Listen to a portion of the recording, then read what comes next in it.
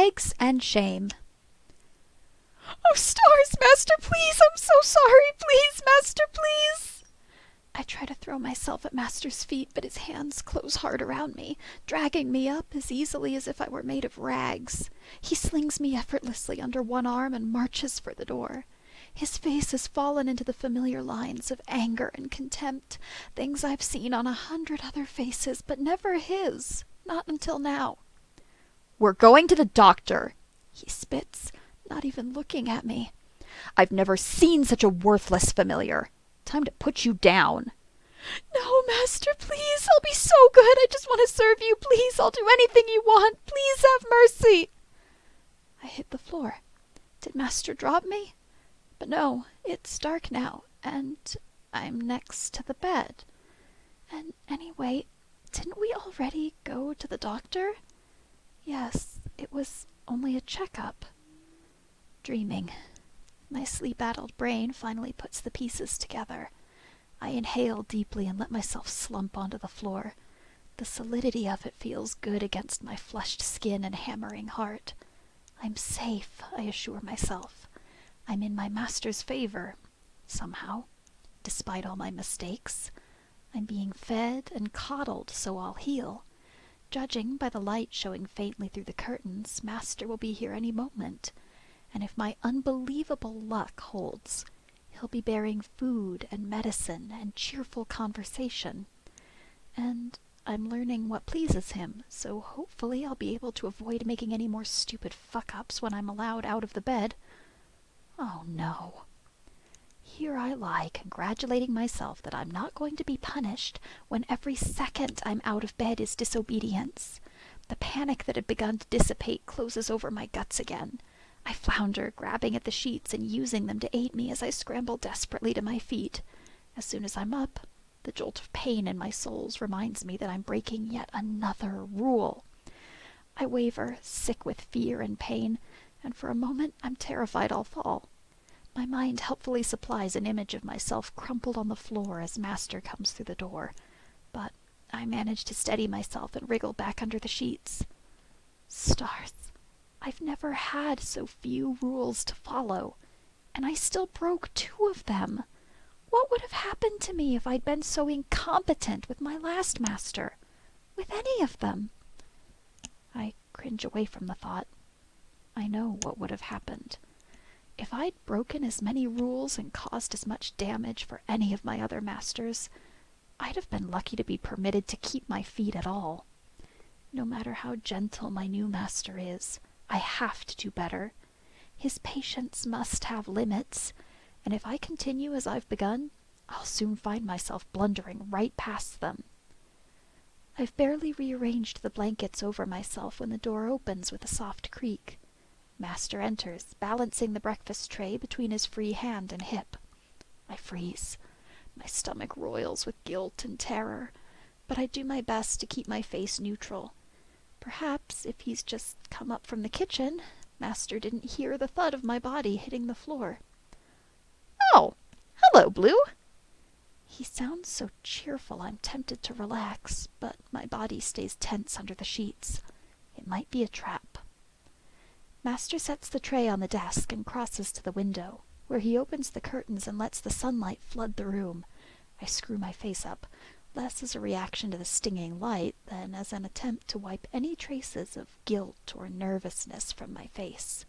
"Good morning, master," I say, and I'm proud of how steady my voice sounds. My feet throb. "I hope you slept well." "I did, thank you." I'm keeping my eyes carefully lowered, but I can hear the smile in his voice. "And how did you sleep, Blue?" In truth, this morning's nightmare was the last in a long parade. My eyelids feel heavy, and I know I'll be fighting to stay awake as the day wears on. However, that's hardly an appropriate response to the privilege of sleeping in a bed. I bow my head deeper. "I slept well, master. Thank you very much." "What would you like to do first? Eat breakfast or apply your medicine?" Master asks, and I freeze. "Whatever would please you, master," I reply. Master shakes his head. I don't have any preference, Blue, he says gently. It would please me to hear what you want. He leans against the wall, clearly settling in to await my answer. I will not be permitted to dodge the question, so I have to figure out the correct answer before Master grows impatient. Lack of sleep and the fresh ache in my feet may leave me dull and slow, but I begin to work through the puzzle with panicked speed. My first instinct is to ask permission to service him before anything else. Usually that was what I was supposed to request when previous masters asked me what I wanted to do. However, Master's question was not open-ended, and it seems safest to restrict myself to the two options presented. I mustn't cross the line from eagerness to impudence. On the one hand, Master wants me to heal quickly. Getting my body in working order is clearly his priority for me. On the other hand, the food Master prepared will get cold if it sits out while my feet are treated. Most importantly, Master himself chose to begin with breakfast yesterday. That must be the way he wants it. If it pleases you, Master, could... Stars. I'm almost certain he's going to let me eat breakfast, but I shouldn't say, could we eat breakfast, and make it sound like I'm expecting it. I think fast. Could the medicine come after breakfast, please? Master grins widely, and I sag in relief, though the throbbing in my soles reminds me not to get too comfortable. Of course, Blue! Thank you for telling me what you want. He starts toward the breakfast tray, then hesitates. Do you need to go to the bathroom? He asks. I do. I hadn't noticed through the pain in my feet and the panic in my gut, but now that he's brought it up...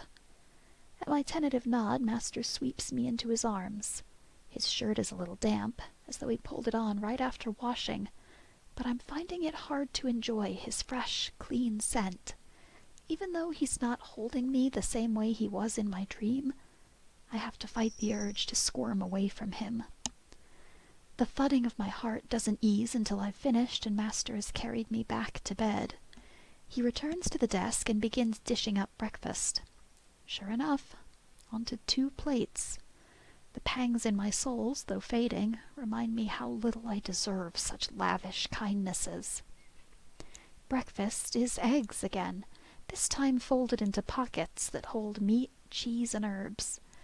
I manage to eat about half of mine and a full glass of juice. Master talks to me between bites, but I'm not enjoying his conversation the way I did yesterday.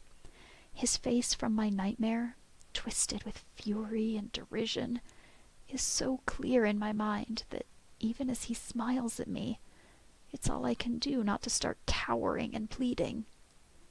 If Master notices my strange mood, he doesn't comment on it. Once he's cleared away our dishes, he kneels beside the bed with a jar of cream and asks, why does he always ask, for my feet? I try to keep my breathing steady as he takes my foot in his hands. The throbbing has eased, so perhaps there will be no visible evidence of my disobedience. This hope is dashed when Master examines my foot, and his face falls. The terror of my nightmare rolls back over me, sloshing wretchedly through my gut. You're a little inflamed, Master murmurs, his forehead creasing. I drop my eyes just in time as he lifts his face to mine. It's no use. Blue, look at me, please, he says, and I wrench my eyes up from the covers. This is it. He's going to ask what I did, and I can't risk a lie while looking him in the eyes. He'd know. I'm just sure of it, so it'll be better to just tell the truth and plead for mercy and hope that my guesses are correct and he doesn't get too much pleasure from pain and... Does it hurt? His voice is even, but his face is pinched with concern. I'm caught off guard by his deviation from my mental script, so it takes me a moment to respond. Yes, Master, a little bit, I squeak, and he winces. He actually winces, his face tightening as if he were the one in pain. I've given and received many sympathetic winces after punishments and particularly brutal takings. It was always a small comfort, but a comfort nonetheless. However, this comfort was exclusively exchanged among us slaves. It's so bizarre to have a master making this face at me that, despite my terror, I have to choke down a laugh. "I'm so sorry, Blue," Master says. I'm freed from his gaze as he goes back to staring mournfully at my foot. I must have messed up the magic again. I was being so careful. Stars! Where did I go wrong? My brain goes fuzzy with confusion for a moment. Then my whole body relaxes. I'm safe. Somehow, despite all my failings, Master doesn't suspect me of disobedience. "Wait here," he says, and moves to the bookshelf. He pulls down a volume and opens it to a page marked with a bit of blue ribbon. He scans the page, frowning and muttering to himself. He looks a little desperate. "I don't understand," he almost moans. "I followed the directions. I guess I just need to be more careful. I'm so sorry, Blue. I promise I'll be as careful as I can this time. Please, please tell me if I'm hurting you." He's so genuinely distressed. Guilt pools in my stomach, but it feels different than it usually does. I'm safe from punishment, but I still feel terrible. I should tell him what I did. A good familiar wouldn't make their master suffer this guilt and self-doubt because of their mistake. A good familiar would tell the truth and accept the consequences. I'm not a good familiar. I can't face his anger. Perhaps if I had told him as soon as he walked in, it would have been all right. But I've already concealed my carelessness and disobedience for too long. If I told him, he'd know that I'm sneaky and dishonest, and I'll avoid punishments any way I can. I don't want to be beaten. But even more than that, I don't want to disappoint my master. He thinks so well of me, for reasons I can't begin to fathom. He thinks I'm valuable. I know it's only a matter of time before he figures out the truth, but not today. I keep silent as Master weaves his spells over my feet, his face twisted in concentration, lavishing me with care and attention that I deserve less with every passing moment. That done, he applies the cream and binds me up again. "Are you sure that's all right?" he asks worriedly for what must be the 20th time. Eggs and shame roil in my belly. I feel like I could vomit. But I remember the crop in his bag and smooth out my face. "Yes, master," I whisper, hating myself. "Okay. Tell me if it starts to hurt again." Master sighs and gets to his feet. "Is there anything you need before I go clean up after breakfast?" I hate that he's doing chores that should fall to me. I hate how useless I am. I hate that I disobeyed him after all he's done for me. I hate that I'm too much of a coward to tell him the truth and stop him from blaming himself. It's so unfair that the kindest, most generous master I've ever heard of should be saddled with the worst familiar in the world. "Blue?" Master's hands close over mine, just in time to stop me from scratching my wrist. I jolt in surprise, barely remembering to avoid his eyes. Stars, he's so close I can smell the tea we just drank on his breath. "What's wrong? Is it your feet?" Again with my feet. My stupid, useless, disobedient, undeserving feet. "Talk to me," Master says, his voice firm with command. I'm helpless to resist that tone, but my head is such a fog of emotion I struggle to pin anything down with words. "Master," I croak, and he presses a gentle hand under my chin, lifting my face to his. At the warmth I find in his eyes, I crumble. I don't deserve all of this, and I'm so grateful, Master. Please don't think I'm ungrateful, but I don't know how I'll ever make up for all the food and medicine and magic and the carpet. Master blinks at that. The carpet? I want to hide my face in my hands, but I don't have permission to look away. Over there, I say weakly, pointing to the bookshelf. I spilled the chemicals, and the carpet is stained, and I know it's expensive, and I'm so sorry, Master. Master squints at the spot. Oh, yes, I guess it is. I'm dumbfounded. How could he not have noticed? Blue. Master sounds a little hesitant, and his face is apprehensive as he reaches up to scratch behind my ears. I lean desperately into the touch. I wasn't worried about the carpet that night. You were hurt. But... I begin, and Master presses on, hushing me. The carpet doesn't matter, Blue. You do. He says it so matter-of-factly. All I can do is stare at him as I make a mental list of all the things I've ever broken or damaged. All the things that have been deemed more important than me. Dishes I've dropped, shoes I've stepped on, papers I've creased, clothes I've stained with blood or vomit. Stars. The last thing I broke before being sold was a plate. It was a plain ceramic plate, one of dozens my master kept for everyday use when there were no guests. It broke cleanly into 2 pieces, but my master brought his heel down on it until it was splintered. He made me kneel on the pieces while he beat me. Then he pushed my face into the bloody shards and hissed in my ear. Stars! Blue, what did I say? As my vision clears, I truly expect to see my former master's face inches from mine, twisted with rage. But the face I see is young and kind and lined with concern. Please forgive me, Master.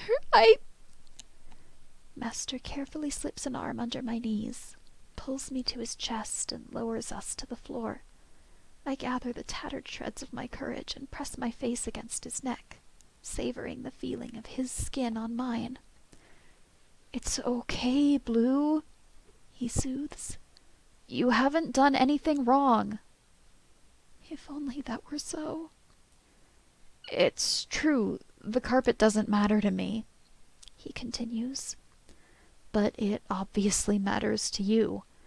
I'm sorry I didn't understand how much this was upsetting you. Don't worry, I can fix it. My meltdown wasn't about the carpet, but my ears perk up at the thought of removing that particular black mark on my record. Really? I quaver, and Master nods, his chin thumping gently against the top of my head. A little vinegar, some elbow grease, and it'll be good as new. Master draws back and lifts my chin to make sure I see his smile. I promise.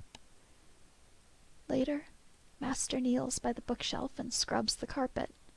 The air is full of the heavy stink of vinegar and Master's cheerful humming. I feel occasional twinges of guilt as I watch him work, but I also enjoy watching the muscles in his back and shoulders move under his shirt. Every now and then he looks up and smiles at me, and I'm too drowsy and contented to be worried about meeting his eyes. Finally, my own eyes shut, and I know that this time no nightmares will trouble my sleep.